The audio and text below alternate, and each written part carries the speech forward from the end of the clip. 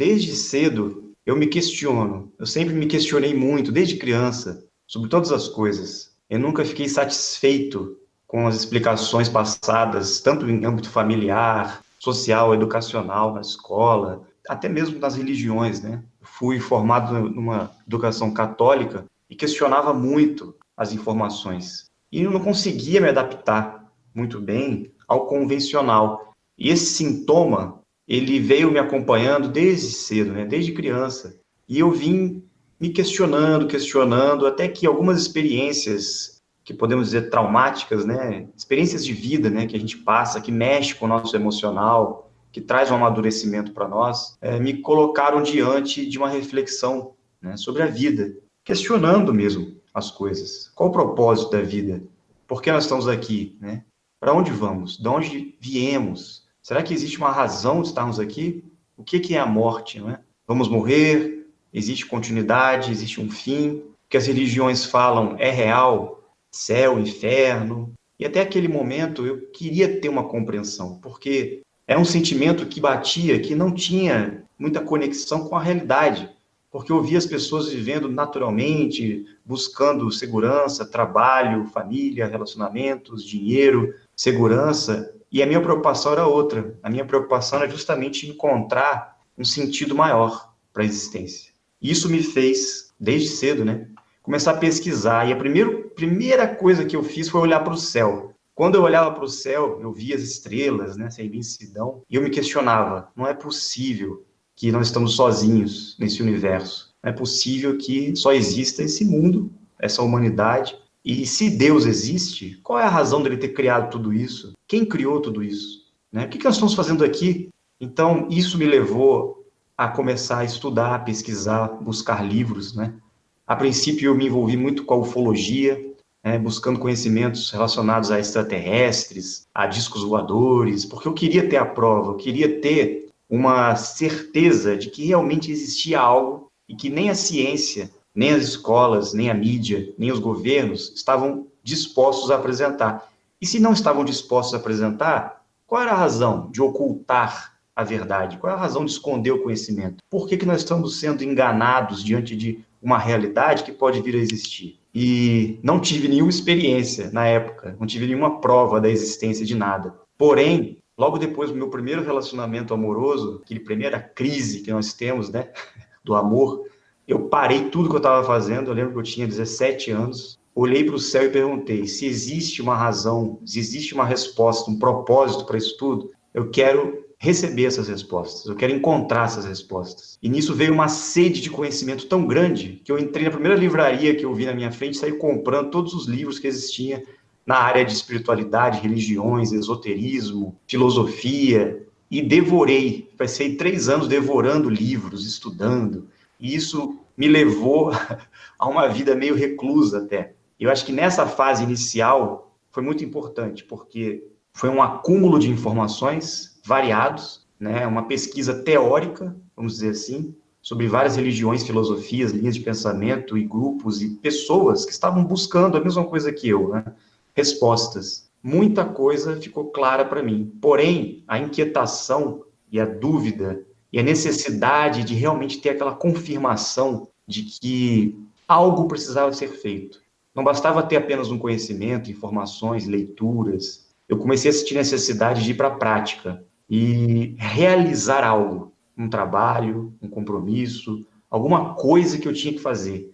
E eu não ficava em paz, eu sentia que eu tinha que fazer alguma coisa, que eu tinha que ajudar as pessoas, que eu tinha que fazer algo pelo mundo. E não sabia o que era. Então, eu comecei a me envolver bastante com a espiritualidade, comecei a estudar muito o kardecismo, o espiritismo, né? E depois adentrei para os estudos da teosofia, de Helena Blavatsky, a Sociedade Teosófica. Cheguei a me filiar, inclusive, à Sociedade Teosófica, me tornei membro e passei uns 2, 3 anos estudando muito essa parte esotérica, principalmente a teosofia e a Rosa Cruz. E na época, eu lembro que eu fiquei muito satisfeito, assim, porque as explicações dessas correntes filosóficas, espiritualistas, me convenciam muito, traziam muita coerência para mim em muitas coisas, e eu acabava transmitindo isso para as pessoas. Eu comecei a sentir necessidade de propagar as informações que eu estava descobrindo.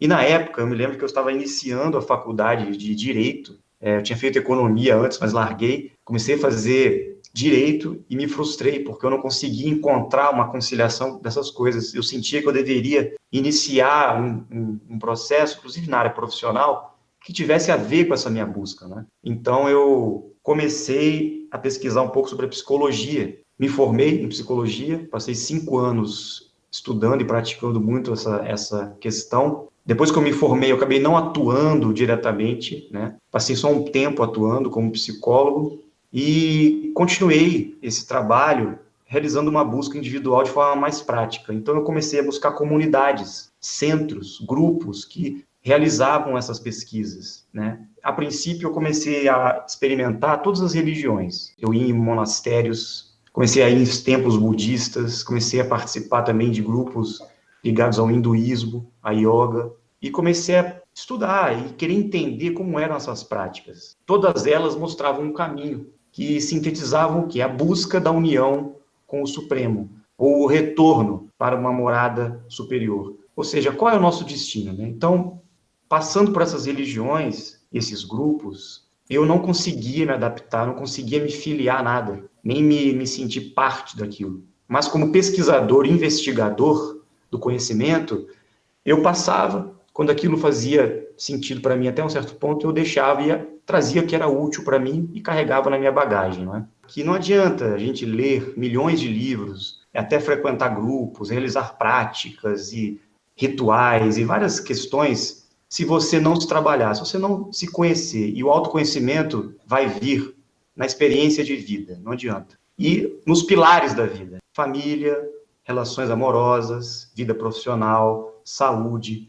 Então, essas experiências chamadas de provas, né, ou testes da vida, são as provações que passamos para poder nos aperfeiçoar.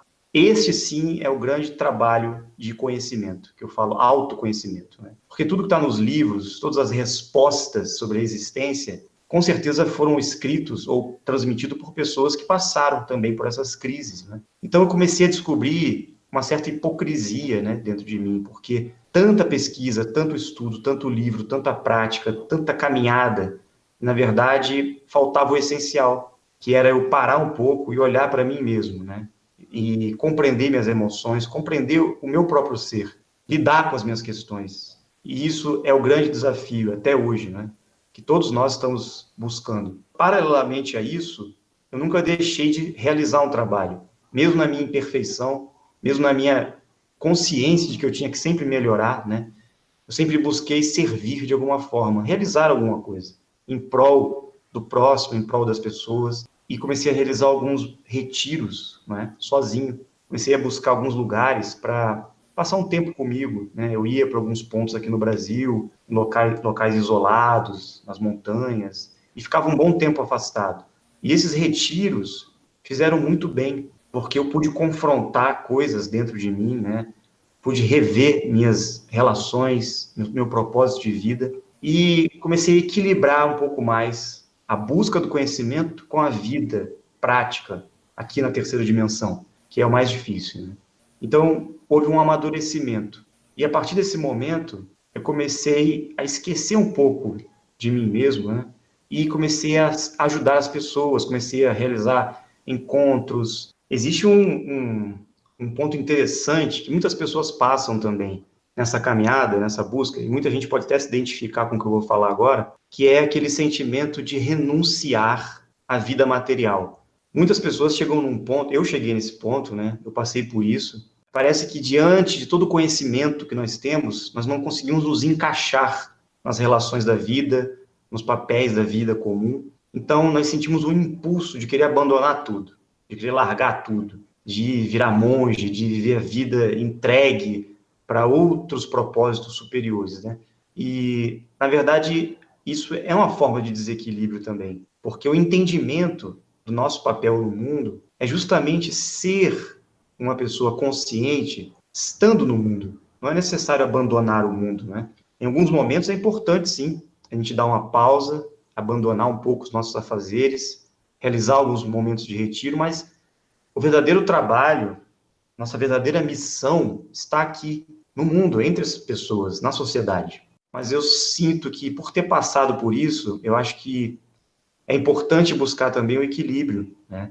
Por um bom tempo eu busquei essa fuga da realidade, talvez para negar até mesmo as minhas questões pessoais, né? No mundo que eu não conseguia me adaptar. Era mais fácil estar longe, afastado, retirado. Existe um lado bom disso, mas o verdadeiro treinamento, ele acontece aqui, no mundo, diante das maiores dificuldades que nós temos, diante da própria vida material, diante de tudo isso, eu consegui integrar a nossa natureza divina com a nossa natureza humana. Então, foi nesse momento de ruptura que eu tive.